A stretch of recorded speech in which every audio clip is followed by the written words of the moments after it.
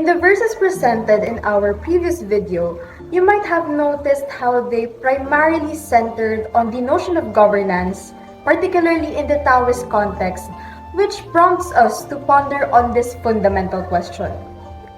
According to Lao Tzu, what must the ruler provide the people with if they are to be happy? In verse 19, Lao Tzu highlights a key insight or a key concept which says that throw away holiness and Wisdom, and people will be 100 times happier.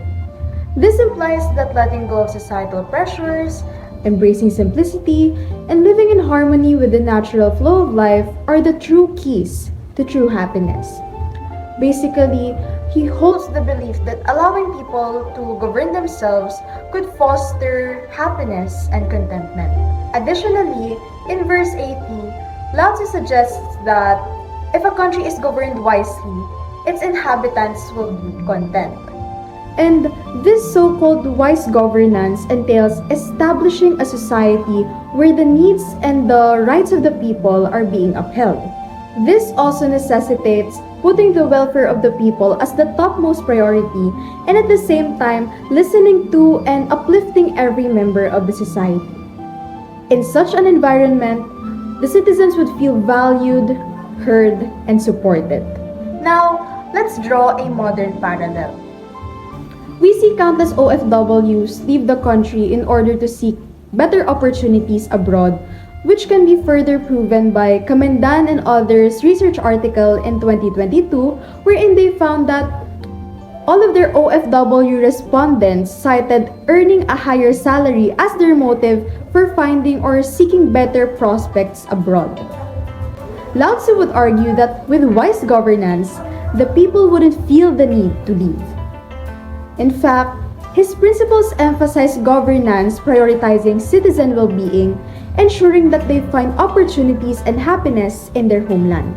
To sum everything up, in a Taoist context, true happiness and contentment comes from embracing simplicity, living in harmony with the natural flow of life, letting go of societal pressures, and most especially, wise governance.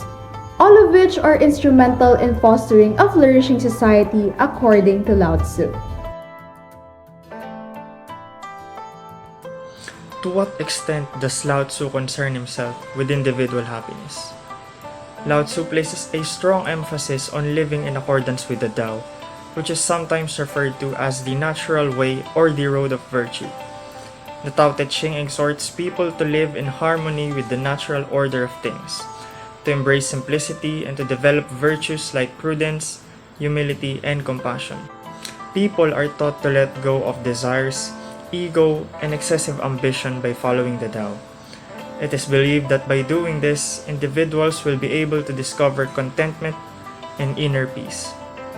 Lao Tzu frequently draws a distinction between the idea of simplicity and the complexities resulting from overindulgent wants and attachments.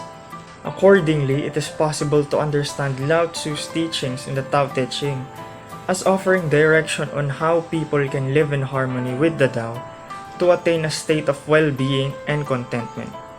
The concepts presented in the literature, though not specifically labeled as happiness, point to a way to achieve inner peace and personal fulfillment by harmonizing with the natural order of things. To exemplify as a public administration student, we have the RA 6173, which is an act establishing a code of conduct and ethical standards for public officials and employees.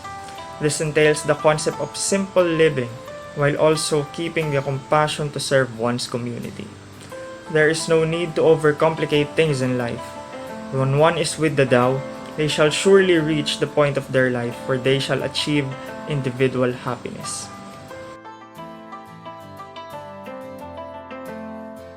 Describe the attitude of Lao Tzu towards the people. Lao Tzu has a profound respect for the people under rule in the nation. According to Lao Tzu, an excessive amount of government's authority is bad for our society, as it will lead into injustice and discontent if it attempts to force its wills on a certain group of people. According to Lao Tzu, as he claimed into the Tao-Te Ching book, verse 75, that when the government hinders too much with the life of the people, it will only cause into protest, bomb into reactions, and unwillingness to comply.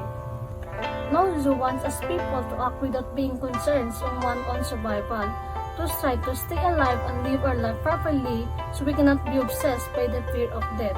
In the verse 57, Lao Tzu emphasized that if you want to be a great leader, then you must learn to follow the Tao and stop controlling. A wise leader is the one who keeps himself beneath the others. If you're humble and don't act superior, then you are an effective leader. The leader should not resort into giving forced orders and decision makings to the people, because it will only cause and result into unhappiness. Lao Tzu said that we should learn to appreciate the beauty in the ugly and the ugly in the beautiful. None exists without the other but within each other. The need of treating people with respect and empathy is important. As Lao Tzu said that to let the things flow naturally, eventually everything will succeed.